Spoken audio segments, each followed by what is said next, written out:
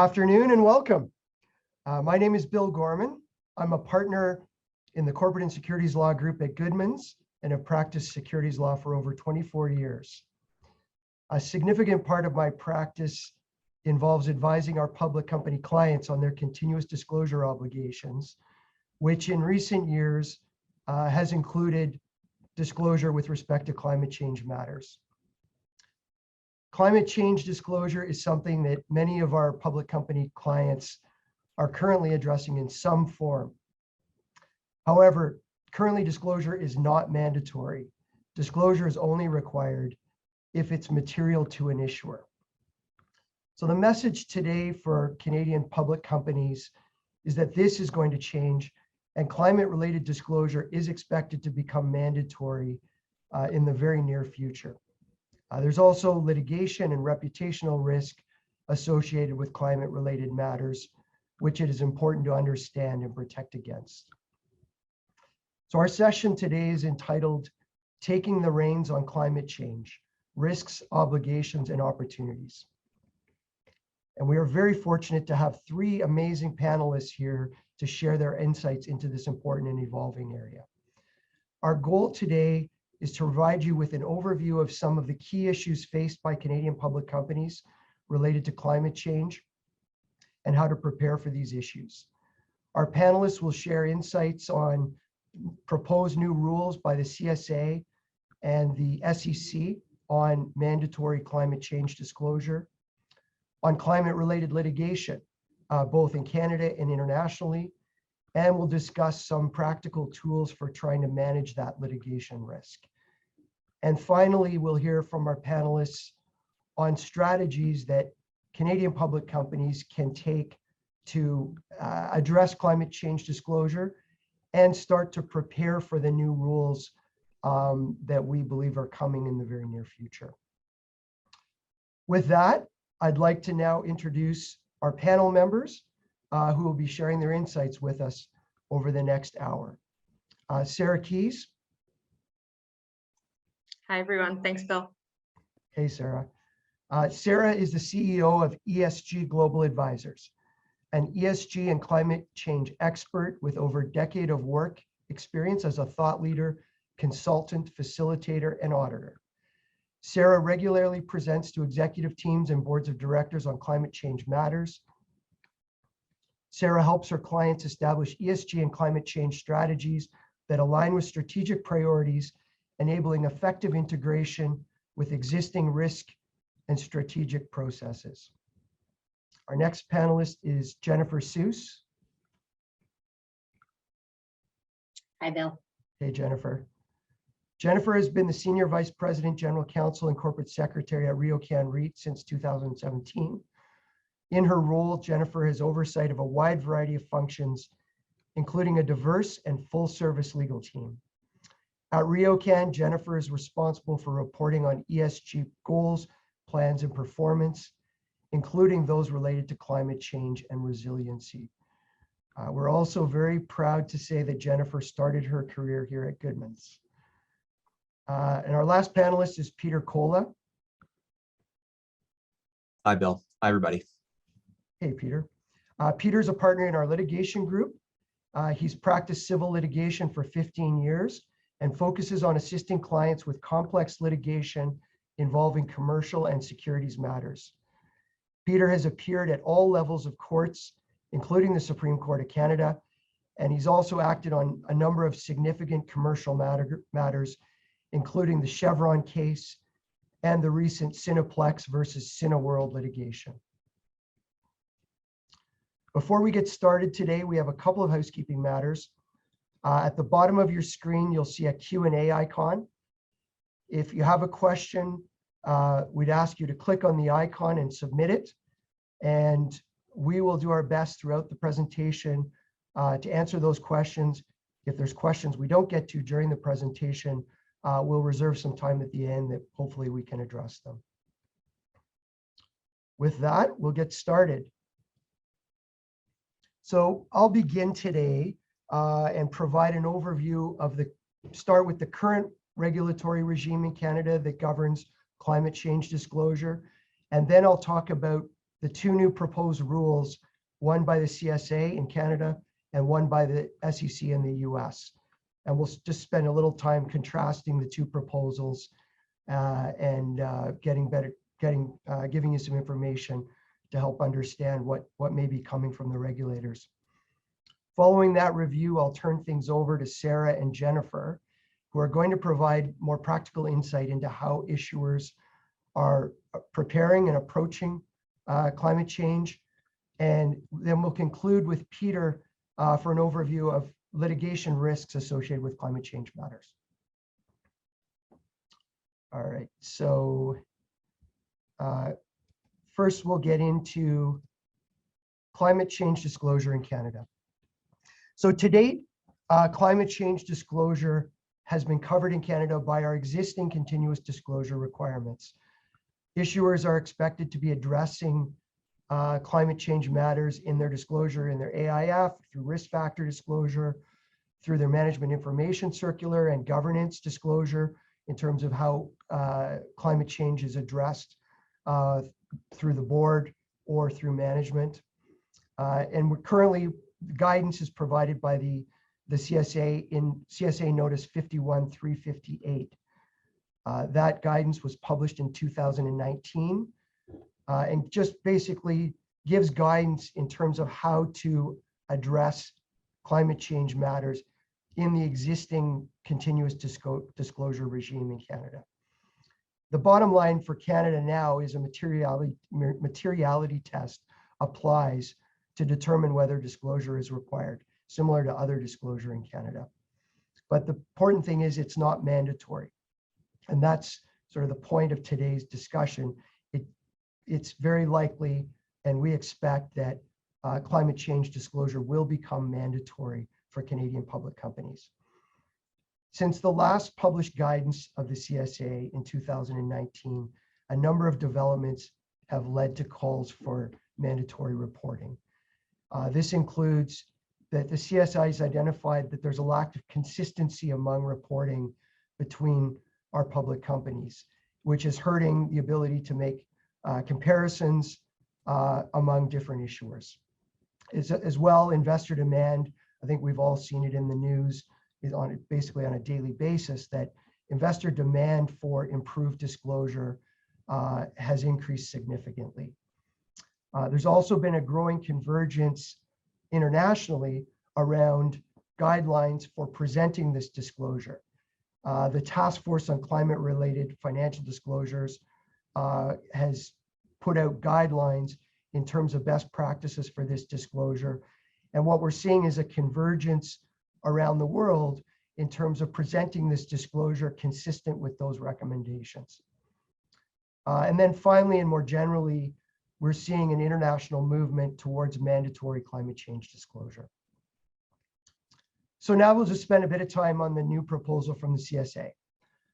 It's called National Instrument 51-107. It was published in October of 2021. It's been through a 90-day comment period, and the CSA is currently considering the comments that were provided. They received over 130 comment letters, which I would say is a very high number of comment letters for a proposed rule. And so I think that, is a testament to the importance of this disclosure and the new rule to the public markets.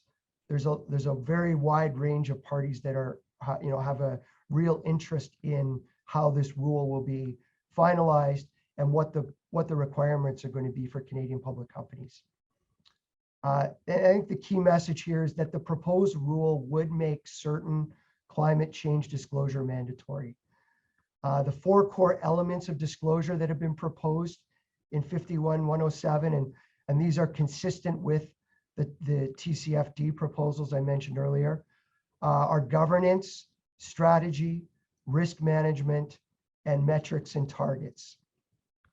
Of the four elements of disclosure, two of them would be mandatory under the CSA proposal. That's governance and risk management.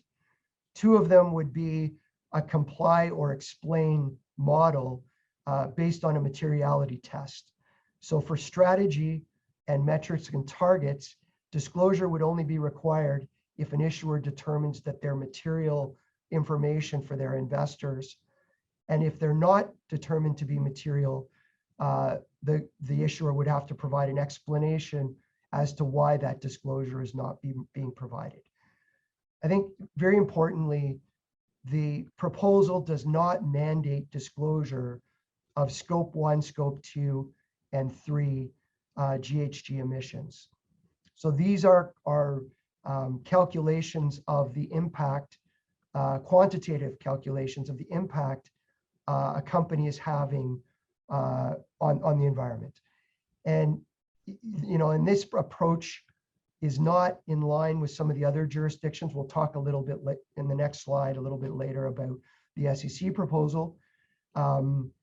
And one of the points the CSA raises in their comments, or they've requested comments on, is whether they should actually make scope 1 disclosure mandatory. The proposal includes a phase-in for non-venture issuers. It would be over a 1-year period following the implementation of the rule. So if the rule is adopted by the end of this year, the requirements would kick in for fiscal 2023, and the first disclosure coming out in early 2024, assuming a calendar year end. For venture issuers, there'd be a 3-year phase-in period. Next slide, Harpreet. Thank you. Now we'll speak a bit about the SEC proposal. It's called the Enhancement and Standardization of Climate-Related Disclosures for Investors. It was published in March of this year and is currently in a comment period. The comment period was extended once due to the significant amount of comments that are expected on the rule. It's, I would say, very controversial in the US, and it's expected to go through a significant vetting process before it's finalized. It's clearly become politicized in the US, and I'm expecting there will be very significant comments submitted, and it's quite possible there are significant changes to the rule based on those comments. But the rule, as proposed, covers very similar elements to 51-107 and is consistent with the TCFD recommendations. But in contrast to the Canadian proposal, the SEC proposal goes much further. It's much more detailed and would impose much stricter and there's more mandatory disclosure requirements than the requirements that have been proposed by the CSA. So the SEC proposal would require mandatory disclosure of both scope 1 and scope 2 GHG emissions, with scope 3 emissions required to be disclosed if they're considered material to an issuer, or if an issuer has included those or based a reduction target on scope 3 emissions. For large accelerated filers, there's a requirement in the SEC proposal to receive an attestation report from an independent GHG emissions attestation provider for its scope 1 and scope 2 emissions, essentially an audit of your calculation of scope 1 and scope 2 GHG emissions. This requirement would be phased in over a 4-year period.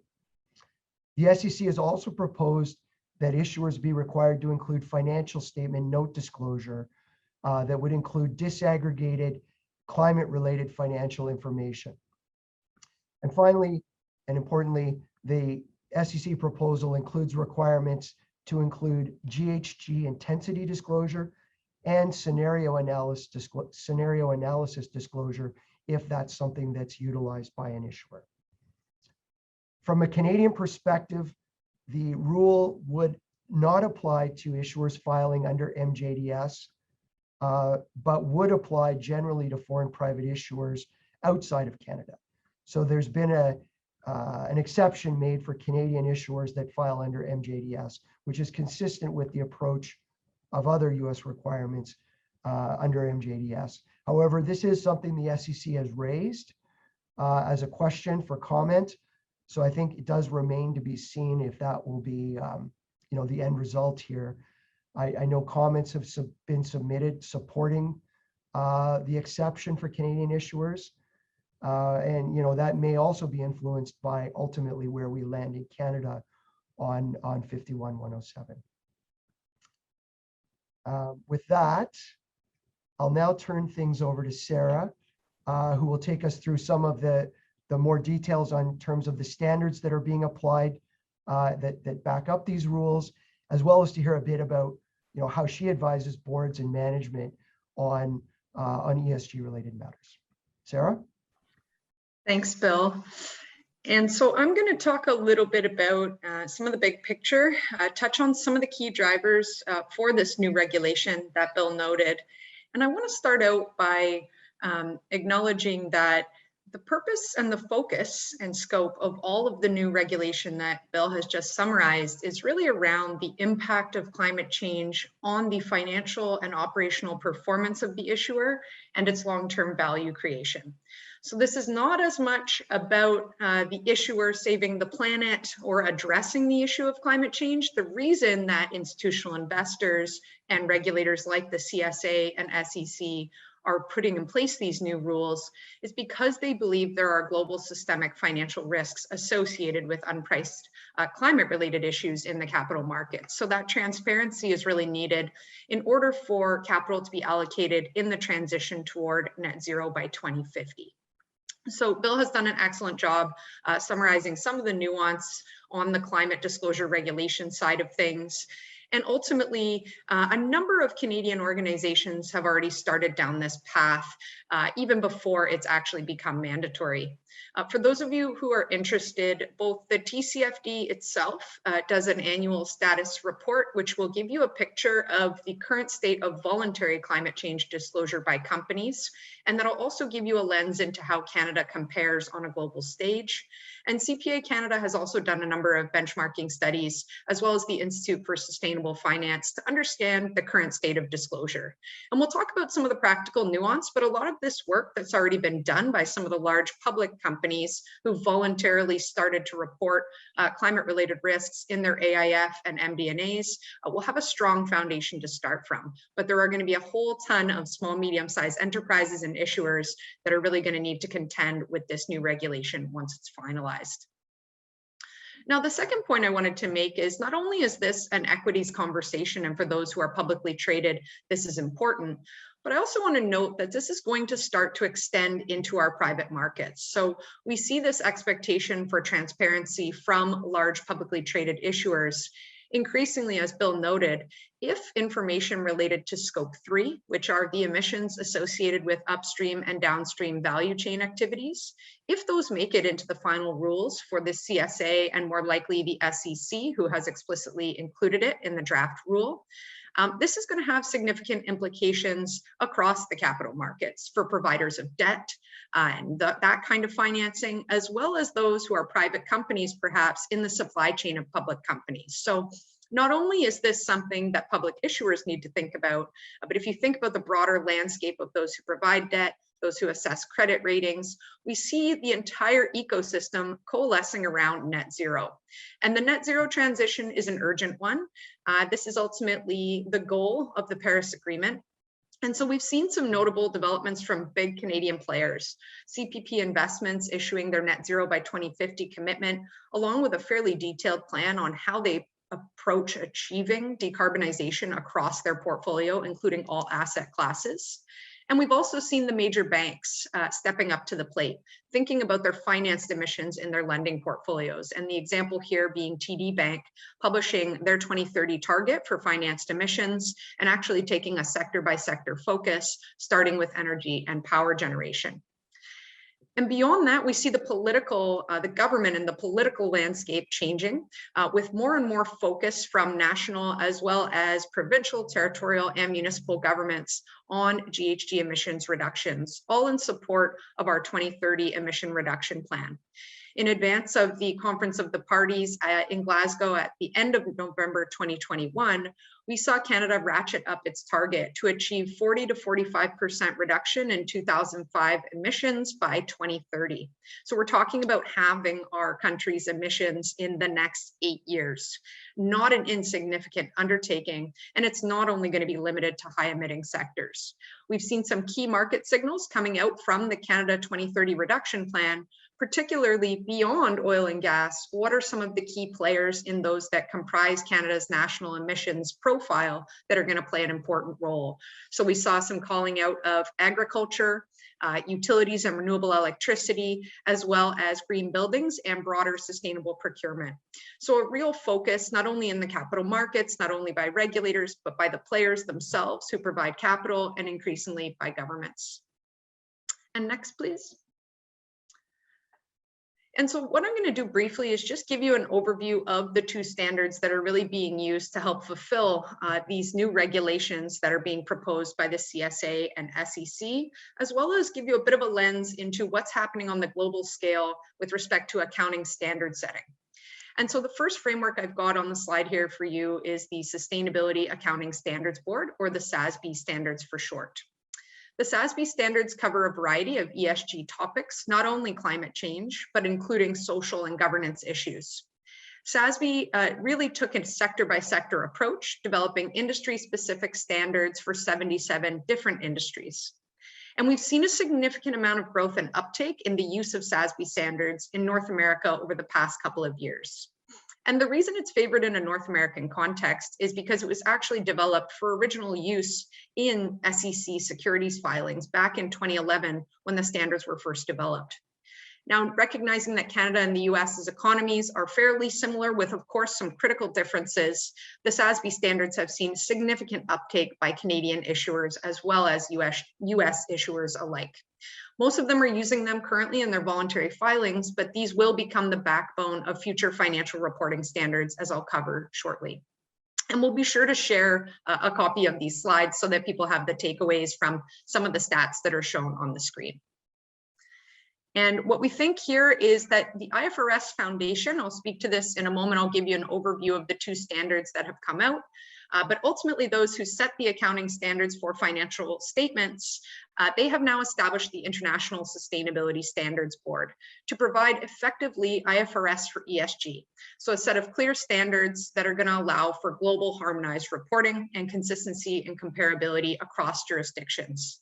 And SASB as an organization is actually being merged into the ISSB, increasing its prominence as well as its scale as a global player and a key source for ISSB standard setting. Next. The other framework I want to touch on is what Bill mentioned, and this has really become the backbone of the new regulations proposed by the CSA and the SEC. And that's the Task Force on Climate-Related Financial Disclosure, or the TCFD for short. Now, as Bill noted, there are 4 key pillars: governance, strategy, risk management, and metrics and targets. And there are 11 specific disclosure recommendations that span across those 4 categories. The TCFD has also published a significant amount of implementation guidance, as companies have voluntarily adopted the TCFD framework and identified some of its challenges and nuances. One of the biggest issues or challenges with climate change is that materiality test, because the past is no longer indicative of the future. So even looking at data, risk data, information, and analysis of trends in the past may not be sufficient to tell us if there's a material risk on the horizon. So the TCFD framework has really come around as the gold standard for organizations to be able to articulate how they're preparing and managing for climate-related risk and opportunity. And of course, for those of you who do work in organizations that have been responding to the CDP climate change questionnaire, many of the existing frameworks and surveys that are out there are starting to align to the TCFD. So many of you will already have a strong foundation to build upon for any of these new disclosure rules. Next. And so an important point here, the good news is actually that both SASB and TCFD fit together. The TCFD are disclosure recommendations. Other than articulating the expectation of disclosure of scope 1, 2, and 3 GHG emissions, the TCFD is silent on the specific metrics that should be used by organizations to report on their climate-related risks and opportunities. It provided guidance on some of the key principles and things to take into consideration when establishing metrics and targets, and it also has some key sector-specific guidance. But this is where SASB comes in. SASB has done an incredible job of identifying a set of ESG disclosure topics and associated accounting metrics by sector. And so many of the SASB metrics that are included within the standards will be key tools to leverage for your TCFD disclosure. This may include things like energy usage and consumption, water management, and so on. So climate-related issues. And the quantitative metrics ultimately shed really important light on the effectiveness of the other pieces, the governance, strategy, and risk management, which are a little bit more qualitative in nature. And last but not least, I just want to acknowledge again and reinforce both SASB and TCFD take an enterprise value focus. So they're focused on the impact of climate change and ESG issues on the financial and operational performance of the business using the same definition of materiality as financial statements. Next. And so I've mentioned that the ISSB is really consolidating what has become an incredibly complex Wild West of voluntary ESG and sustainability reporting frameworks. And so that's the mess you can see on this slide here today. An incredible amount of movement, all coalescing around the International Sustainability Standards Board, which has now published 2 new disclosure standards.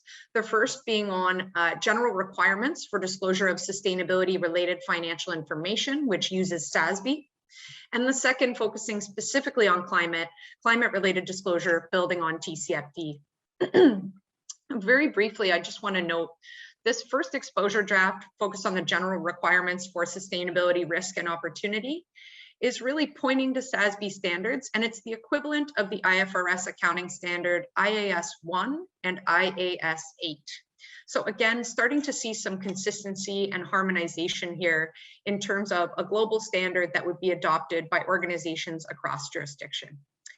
And second, we have the climate-related disclosure standard, which again fully incorporates the TCFD and also includes climate-related industry-based requirements from the SASB standards and covers all elements of TCFD risk, so physical, transition, and opportunities. And both of these are out for consultation throughout the summer. So if your organization will be required to utilize these standards, may be a great opportunity to contribute to that dialogue. And next. And so my last slide before I hand it over to Jennifer to walk us through what they've been doing in practice at RioCan REIT is a little bit of advice for getting started. So first and foremost, these new disclosure rules are simply that, they're requirements to disclose.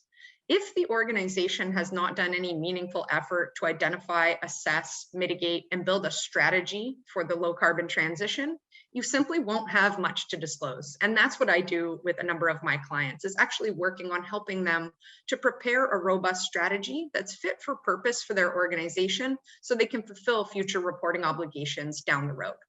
And step one is conducting a materiality assessment, really enabling the company to prioritize the climate risks and opportunities that have the greatest potential to impact the value of the company across the short, medium, and long term.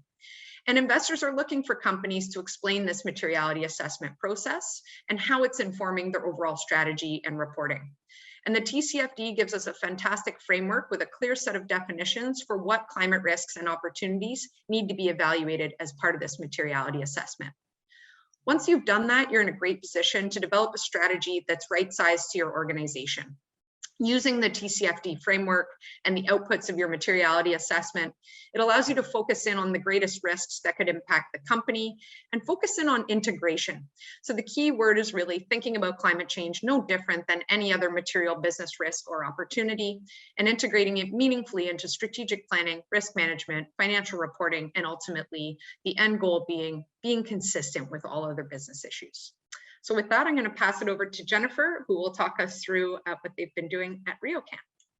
Thank you very much, Sarah. And thank you very much for having me, Bill. I'm thrilled to be back with my Goodmans colleagues and remember my years there very fondly. So, it's great to hear that. It sounds, first of all, like RioCan is on the right track. So what I'm about to say, hopefully will help some others. I assumed oversight of the ESG portfolio just a few months ago at RioCan, although we were well underway with our strategy and reporting. And I must say that I certainly needed a dictionary for all of the acronyms, and probably still do, for much of what I do, because there truly are so many regulatory bodies, laws, and other things that have so many letters in their names that it's really hard to understand sometimes where to begin.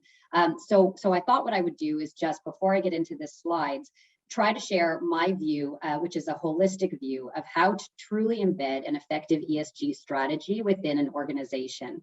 And I think what that has to mean is that you truly make ESG strategy part of everybody's operational daily existence. We've done that in a number of ways, which I will walk through. And I think we've had great success on a number of fronts with that.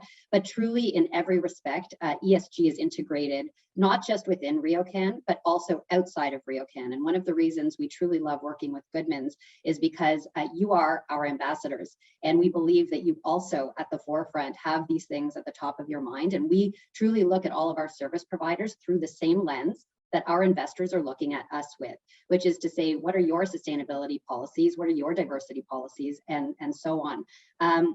So to begin, I thought I would just explain the different buckets that a lot of these items will fall into. The first, obviously, is disclosure. Disclosure is so important when it comes to what you're doing, because if you're not effectively communicating your story, you're not going to get credit for it in the market. The second is robust education. So we spend a lot of time internally just talking to each other, training each other, bringing in experts like Sarah to tell us what's going on in the market and making sure that we're at the forefront of those issues.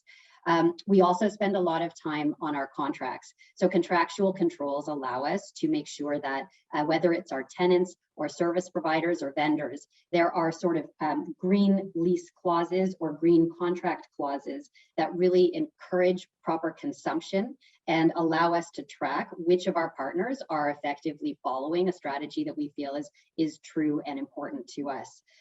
We also truly believe in partnerships, and you'll see examples of that as I go through these slides. But when we partner with our tenants or our service providers to really move things forward in this front, we all benefit. And I think the thing to remember is that really authentic change takes time. So there are a lot of our competitors that have come out very aggressively and made net zero commitments to years that are coming up very quickly. And we don't actually understand how they're going to get there or believe that they necessarily have the credibility to deliver. So it sounds good, it's a good soundbite, but I think what we're learning as we go through this is that we really want to do what is right, and we want to do what is in accordance with the recommendations, but it's going to take time. So if I just start with the commitment to climate change in general, among the litany of possible regulatory bodies to follow, we've certainly chosen to align ourselves with a couple of the big ones. The UN Sustainable Development Goals is obviously critical to most organizations around the world when it comes to climate-related risks, and also TCFD, as Sarah and Bill mentioned. And SASB is also, of course, important, but I think what we're learning is that there's expected to be a lot of consolidation in this area. So as we move through even just this calendar year, we're starting to see some things come together in a way that's a little more palatable and easy to understand. As we get into governance, one of the things that we recommended 2 years ago to our board was to actually have a dedicated ESG committee. And this is something that not a lot of issuers have done, and we were actually one of the first. This was previously known as our Nominating and Governance Committee. And governance, of course, is the G of ESG. But the mandate of the committee had grown so exponentially, and the types of things that they were looking at on the environmental and climate side had grown, and we didn't feel that the mandate, or again, the communication of that story, was really effectively being reflected in its name or in the messaging we were giving. So we took a really solid look internally to see how we could elevate that, and resulted in changing the name of the committee and truly focusing on quarterly updates, not just to the board, but also talking to them and hearing their feedback. So Sarah mentioned a materiality assessment, which is a key part of any governance in an organization that is trying to begin or process an ESG strategy. With respect to our materiality assessment, what that actually means is you simply go out and you ask your various stakeholders, what is material to you when it comes to climate change? And you'll have different categories that they can vote in, and it helps the organization really rank where to prioritize resources and attention. When we asked our board of directors, actually their answers were often quite different than what we were hearing from tenants or investors or even senior management, because we all hear different things in the media and we all think certain things are more critical at any one moment in time. So one of the things that we've done to sort of align everyone is to start bringing in speakers who are experts in different areas to explain why RioCan has chosen to focus on the areas we have, why those are the key priorities, and really truly get an understanding of our board so that when they are engaged in other board activities at other issuers or in other events around their world, they understand what to say and why we're doing what we're doing. We found that actually to be extremely important in getting their support for management strategy. We also decided at the management level to do a couple of things. So we have an ESG council that is run by myself and a number of other senior leaders here, and actually has developed a cross-functional climate committee, which is dedicated to climate issues. And it was important for it to be cross-functional because, as all of us know, these issues are not strictly embedded within finance or operations, but they do touch everything. There are disclosure elements, which of course apply to legal, which is near and dear to my own heart, but there are so many ways that people across the organization can not only contribute, but can really use the lens of climate to develop and execute their day-to-day strategy. So we felt that was very important as well. One of the other things that became an obvious win for us was embedding ESG related objectives in all of our employee scorecards. So every year, like most organizations, employees have a range of bonus for certain eligible employees, and whether or not they achieve those bonuses is driven in part by individual objectives. By having everyone actually be mindful at the beginning of the year around different ESG initiatives that they themselves can contribute to, we found that there's been not just incredible buy-in, which is important, but also incredible execution. So I think that's been something that's been very, very helpful to us. If we could go to the next slide, please. When it comes to our strategy, one of the things that I think makes lawyers at Goodmans great and has really helped me in my own career is that I think that really good lawyers can navigate uncertainty very well. And this has been an area that's rife with uncertainty now for a number of years, as we have all tried to anticipate and proactively do what we think is necessary without really knowing. So we've benefited from having excellent advisors, and we've also internally not been afraid to make some bold decisions strategically, which set us apart from our peers. A couple of the things that I can talk about were 3 years ago, we were actually Canada's first REIT to issue a green bond. No one had really heard of green bonds in Canada at that time, but our peers in the States have certainly issued them with great success. We went to market. It was incredibly well received, and through an organization called Sustainalytics, we developed a relationship and started getting rated for these green bonds. And now we've done a number of them, as have our peers. And again, it's one of the things that set us apart when we were doing a normal bond issuance, to take a step back and say, is there an area of opportunity here to tie it back into ESG and climate, so that we can continue this great strategy and partnership with our investors. Another thing I've already mentioned is how to embed effectively green lease clauses within our leases. So we have about 6,000 leases across Canada. We are a major player in the Canadian REIT space. And so you have a huge opportunity there to really make a meaningful impact in the consumption of resources. Some new opportunities that we're looking at as we move through this year, and we're starting to see with our lenders, are things called sustainability linked loans, and also CMHC, which is developing a program whereby if you can demonstrate as an issuer that you have met certain targets when it comes to energy, et cetera, and carbon emissions, you actually qualify for substantial gain in lower interest rates or in longer amortization terms, and things that are very, again, tangible and meaningful to us and to our investors. So there are enormous opportunities out there if you take the time to really figure that out. As we move through risks, one of the things that we're starting to look at, and I believe Peter will be getting into a little bit more in his talk, is what are the risks actually to our board and to our senior officers at the organization?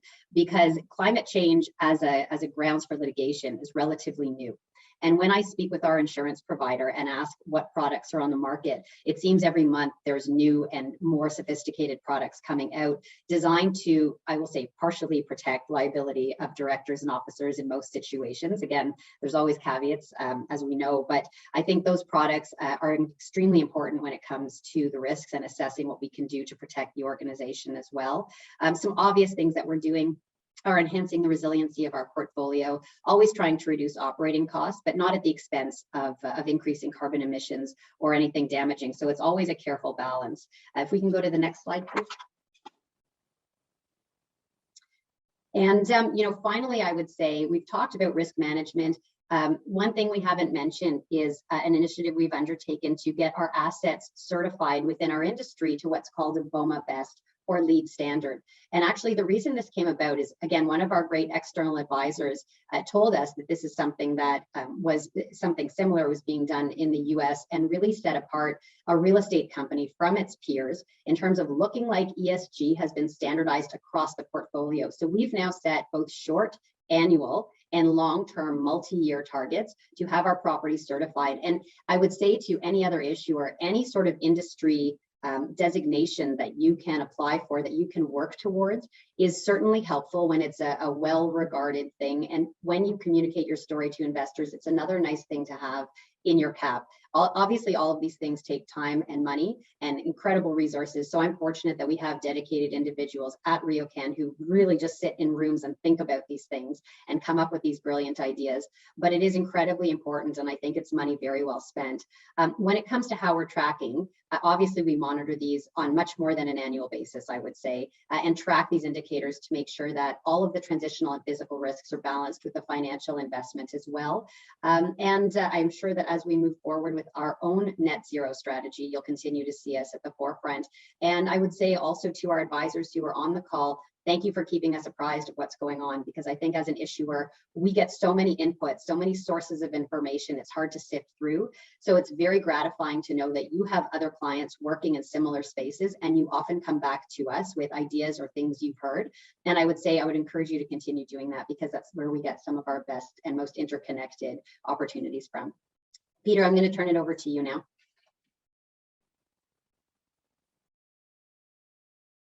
Like, this is an area with a lot of uncertainty. I think, me as a litigator, I can't help but focus a bit on the risks that things present and how that might manifest itself in litigation.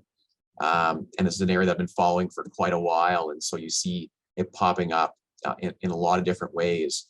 But as Sarah noted earlier on in her presentation, this isn't just an issue that public companies are required to think about. Clearly, with these new standards, coming in for public reporters or public issuers, there's clearly issues about, misrepresentations and making sure your public disclosure is accurate. And if you don't do that, there are obvious risks that can arise. But I think I will hopefully discuss a few things here that show it's a bit broader than that. So next slide, please. So just for example, as an overview, this is now the requirement for companies that are Canada Business Corporation Act or CBCA companies. You'll see that every officer and director has this obligation to act, with a view to the best interests of the corporation. And then based on some litigation that came out of the Supreme Court of Canada, and these have been around for over a decade, you'll see that there's a list of things that the corporation's officers and directors are required to look at.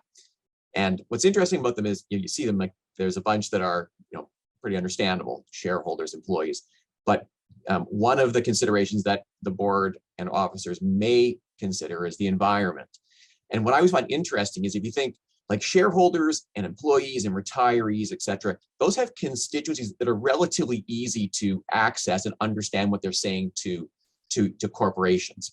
The environment, of course, is a bit more amorphous. Who speaks for the environment? Who is that? And so that uncertainty in this obligation can lead obviously to risk and can lead potentially to litigation if someone feels that a company's offside that. So I just point that out that so these concepts, even sort of taking into account the environment, it's not so clear sometimes what that means. Next slide, please. And I put this sort of quote up from the Canadian Parliament's vote on a climate emergency, not necessarily because it's that sort of interesting or novel, but more just to demonstrate that these notions that climate change is causing an emergency or problems that have to be addressed is now very notorious. You see it now with the disclosure obligations that are coming in Canada and the United States. Like, that's one way to address it. But when you read the cases that address climate change, and I've read a whole bunch of them, like, no one questions that climate change is a thing and usually a problem that has to be addressed. The question really is sort of, who has to do that and in what capacity. So we kind of move beyond any issue about that it's a thing. Now the question is kind of what to do about that. And obviously that can arise when litigation can be used to try to address that issue. So next slide, please. Now, at least in Canada so far, there have not been, to my knowledge, any lawsuits that target corporations sort of specifically to try to address climate change. You've got lawsuits like a couple of that I've listed on this slide that are focused on government action. They challenge the government to change, and these two are interesting. They essentially try to get the government to enact more robust climate policies, claiming they were in breach of their obligations under the charter or elsewhere. And the courts have, to the largest extent, rejected those lawsuits in Canada by saying those questions just aren't questions the courts can address. They go to really fundamental public policy questions that governments have to address.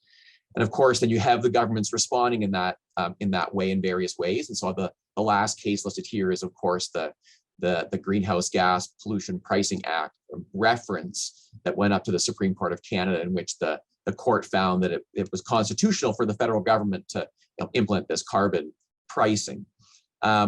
But again, I don't think that just because those kind of laws haven't come to Canada yet against corporations that they won't, because if you look around the world, there are lots of examples of those kind of cases that arise.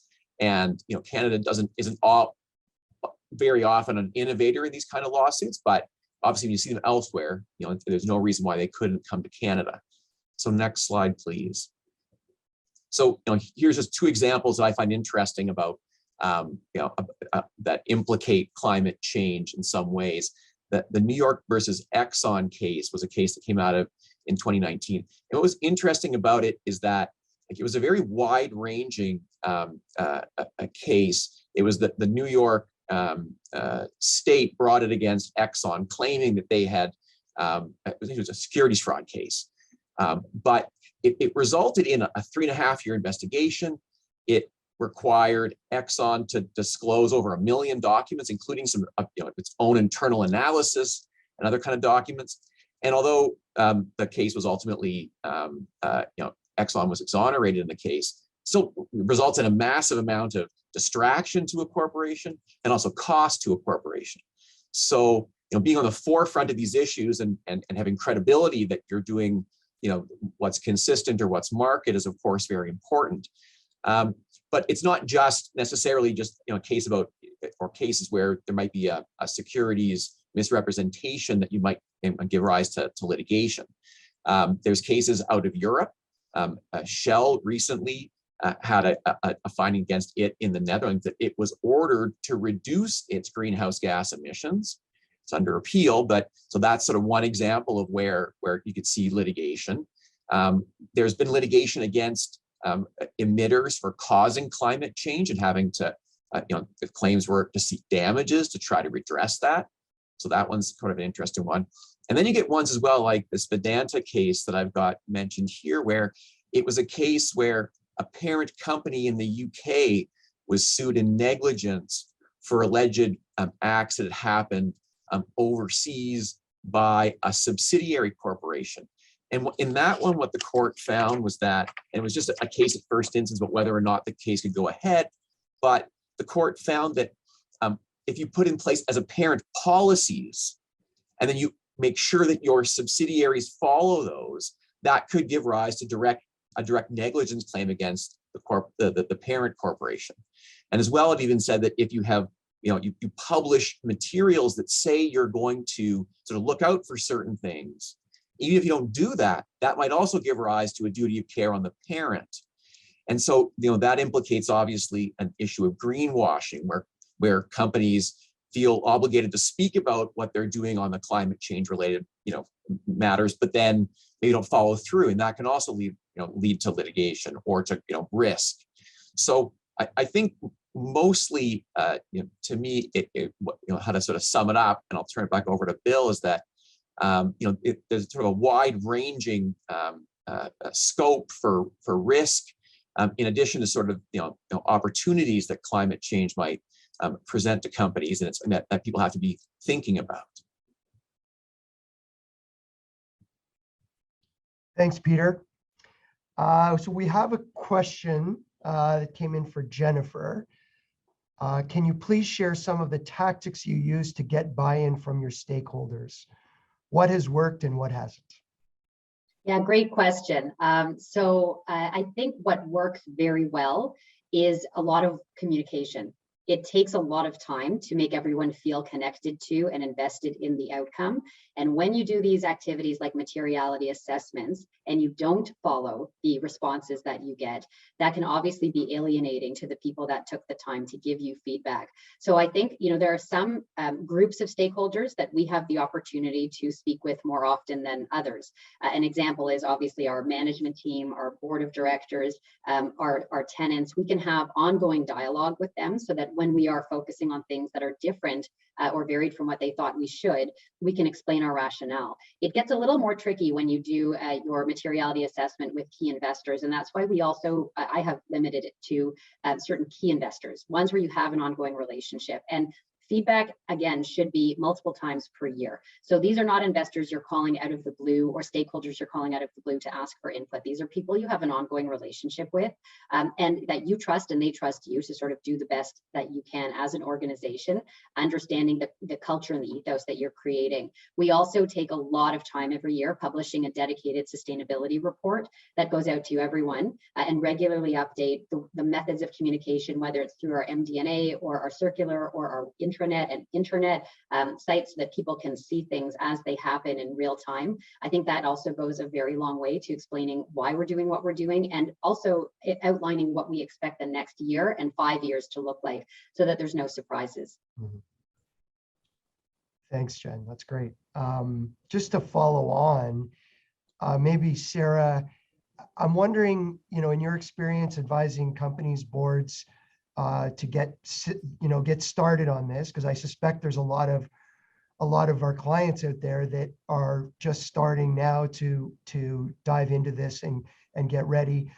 I'd be interested to know sort of what your advice is in terms of first steps, and maybe if you could touch on some of the hurdles you see and some of the more difficult items that you may have run into working with companies and boards.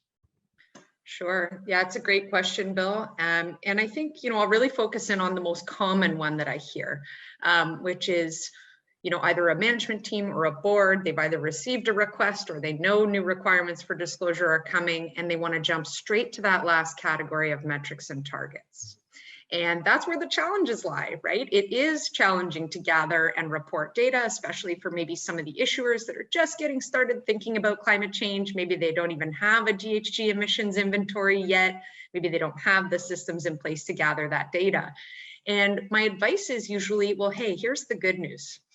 That's not where you need to start, right? Let's start with governance and risk management. Let's look at the processes, right, that you've actually got in place and make sure they're effectively considering climate change. So often I'll say, we do want to get to that point, but for issuers just getting started, you don't need to have huge swaths of data and metrics in your first year climate change disclosure. I would really encourage folks to start with kind of governance, thinking about role of management, oversight by the board, and risk management, integration into ERM processes and systems.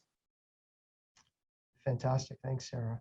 I guess maybe Jennifer, to follow on that, it would be interesting to hear your thoughts in terms of the board. And, I've heard there's commentary out there suggesting that in the future boards are going to need to have almost a climate change expert, someone that can deal with climate change, maybe head up an ESG committee that you've described RioCan as. I guess I'd be interested in your thoughts in terms of that, and maybe also just generally if your experience dealing with the board and sort of getting buy-in from them and getting them up to speed on these issues?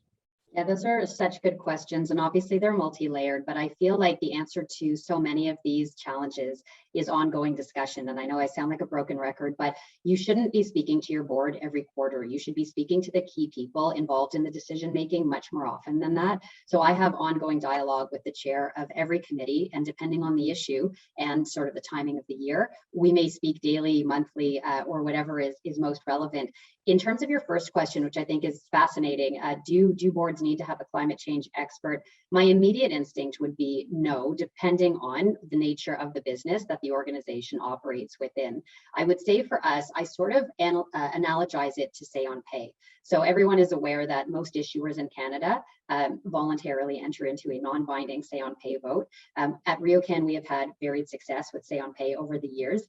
And, it's one of those things where the board certainly does go out and hire an independent compensation consultant to bolster their strategy to make sure that they can withstand scrutiny. I would say, as we see say on climate becoming a potential issue, and we know some of the banks were approached by an activist shareholder this year and asked to include it on their agendas, which they didn't, but that's sort of moving in a similar direction. Having a dedicated climate change or ESG advisor to the board is probably the next step in my mind. I think every board has to do its own assessment of what skills are necessary to best serve that board. And in some cases, it certainly may be a climate expert, but probably not in every case. Thank you. Yeah. It's certainly something that, I think is going to evolve over time. We're still early stages here, and we'll see where the rules go and the extent of mandatory disclosure. All those things could influence these issues.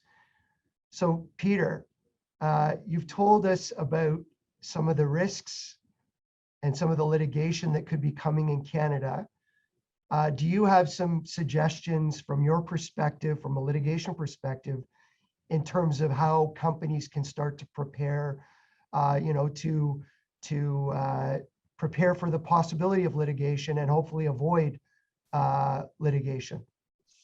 For sure. I know there was a question about, say on climate votes. And I think it leads to one of that, it sort of leads into this very question, Bill, which is that I think, various constituents want to see climate action being taken by companies in various forms. And I think there's a broad scope for companies to address those issues. It's not just sort of big emitters that are impacted by climate change. If you've got a factory that is low carbon emission, but it's in a floodplain, that could potentially be an impact of climate change. There's a flood, and that's to recognize and address that. So I think companies need to be incredibly proactive to try to understand what their risks might be. And I think because there's more and more, for example, a say on climate change initiative that might come to boards. I think companies really have to just sort of to be thinking about the issue and try to address it in obvious ways. So there's obviously easy ones, which is follow the securities requirement disclosure obligations and don't make misrepresentations, but it goes sort of far beyond that. Thank you. I guess might be something you're busier with going forward. We'll see. So we're now it's now 12:58 by my clock. So I think we'll wrap it up. I'd really like to thank Sarah, Jennifer, Peter for your insights and your input in this really important and evolving topic. To everyone who attended today, we're really thank you for attending. We had a great turnout, and we're very, very excited to have everyone here. If there's questions, I think we mentioned earlier, we'll circulate the slides to people so they'll have that. And of course, if there are follow-up questions or you want contact information, anything like that, feel free to reach out to Peter or I or any of us on the panel, and we're happy to follow up and address those comments afterwards. So thank you, everyone. Thank you very much. Thank you.